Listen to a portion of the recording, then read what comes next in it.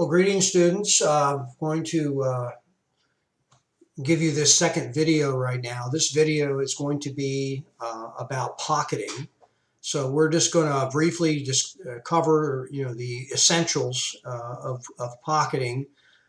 You will see this drawing in your email, and you can pull that drawing out right now and get it ready so that you can begin to put your positions. You'll notice here that I have positions 1 through 10.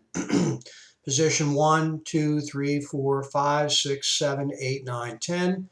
So that tells you the direction we're going to be going. It's going to be a clockwise direction. And you'll also notice here that I have a start point. The start point actually of this, when we ramp in for doing this pocket around here, is going to be set at 2 1/8 up and 2 1/8 out.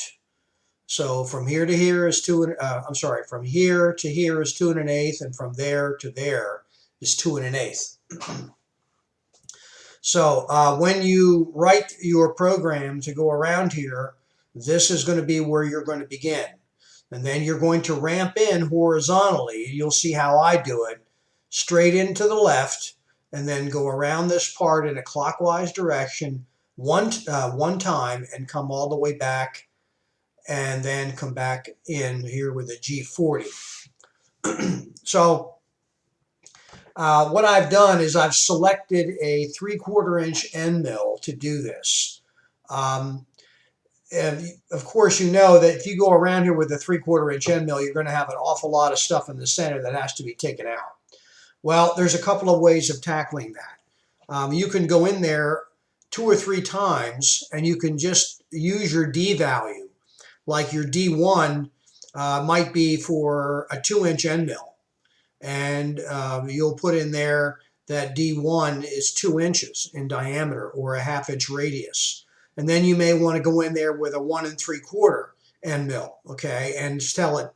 And all you would have to do is just use the same program, but change the D value. So let's say the first D1 would be 2 inches in diameter. D2, you would put in that same program, just put D2 in there, and it would offset it 1.5 inches, let's just say, or 1.25 inches. And then you would do the D3, which would be your final cut for all the way around.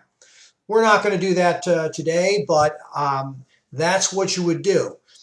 You could also have this done in 3 parts. You could start out with a 2-inch end mill and go around the profile, and then end up with maybe 1.5 inches next and go around the profile, and then use your 3/4 inch to go around one final time to get your depth of 3/8. And you'll notice over here that the depth here is 3/8 of an inch.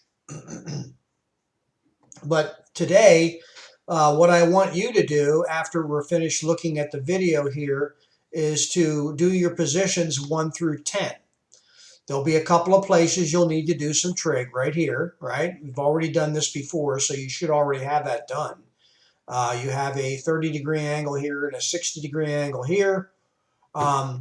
You're going to be on the inside this time. You're not going to be on the outside periphery. So you might ask the question, well, am I going to be doing the same thing as before? Well, not really, because our part here before was one single part with a sharp point here, or a sharp point here, or a sharp point here, and then it had these 2 radiuses.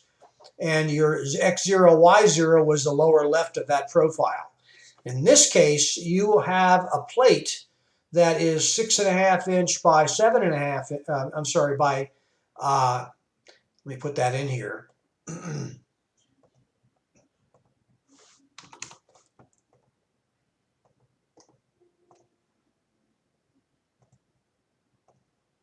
By 8.5 inches. So it's going to be 6.5 by 8.5 plate, which you're going to be milling the pocket into. So although your sine and cosine will be correct for both of these, for your I's and J's, and will help you find where these points are with respect to your lower left-hand corner, but obviously things are not going to be the same. Hence the reason for finding your positions here. So you'll do your positions 1 through 10, do your trig, put them all in here for yourself, and then you'll be ready to write the program. And all I'm asking you to do is to go around one time at a 3/8 inch depth, and not do it in steps, just one complete 3/8 inch step depth. And so it would look something like this. If I were using the 3/4 inch end mill, this is what it would look like. So it's going to start in the center where I have it here, the start point, and it's going to ramp in, and then it's going to position 1, and then it's going to come up to position 2, arc around to position 3. So you'll need an I and J for that, right? And then come to position 4 and arc again to position 5, and then position 6, position 7, position 8, position 9, position 10, and then come back to position 1 to complete it, and then G40 back in. And that would be all that I would ask you to do. So looking at this in 3D, it would look something like this. I'm sorry, I have to take that out. Here we go. Now I mentioned something about doing pre-milling this with a much larger end mill. So I have here a 1 3/4 end mill here, okay? So what would that look like if I did it with that? Well, it's a much larger end mill, and you can see that it's still following the outside profile as best as it can.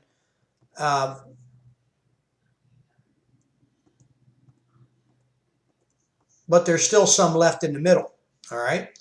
So, and that's okay. That's okay because you can use, like I said, an offset. You can offset that thing, that 1 3/4 inch end mill, and use like a D value for it that's other than the one you use for 3/4. And that will help you to be able to get basically the machining done. So if I were to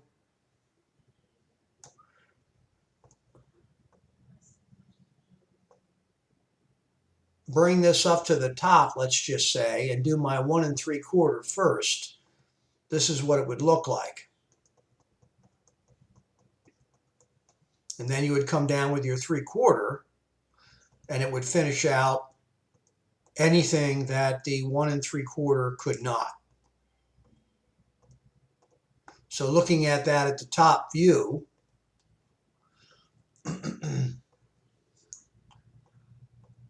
you can see that it's going to come in and it's going to try to arc around here. But you'll notice that there's some areas that it couldn't do. So it can't do an arc that's smaller than its radius. Okay, so if you used a 2 inch end mill, let's just say, it's going to take out more and you won't have much of an island here. And you can use the 1 3/4, but you can just simply tell it that it's bigger than what it really is and kind of lie to the computer. And then it's going to go around here and it's going to take a lot of this stuff out. And then you'll only have to do the final machining with your 3/4 inch end mill to go around here, and you'll see that it cleans this out. Let's just zoom in on this. You see how that cleans that out, all right? And then comes back in and finishes the cut. Okay, so what I'd like you to do is I would like you to just do one cut with the 3/4 inch end mill, just like you saw me do. Let me show you again. You're just going to come in here and go around one time, 3/8 deep, and come back out. So your program is only going to be a number of lines. It's going to be quite short. But what I'd like you to do is see how you turn out with that. And the next time we talk, probably when we do our Zoom meeting here on Tuesday at 6, and I'll give you details how to log on to the meeting in an email here in the future. Okay, so this is what I would like you to do. Find your positions, write a program to go around here one time, and then I will discuss this with you and show you what you should have in another email. All right? Have a good day and talk to you soon.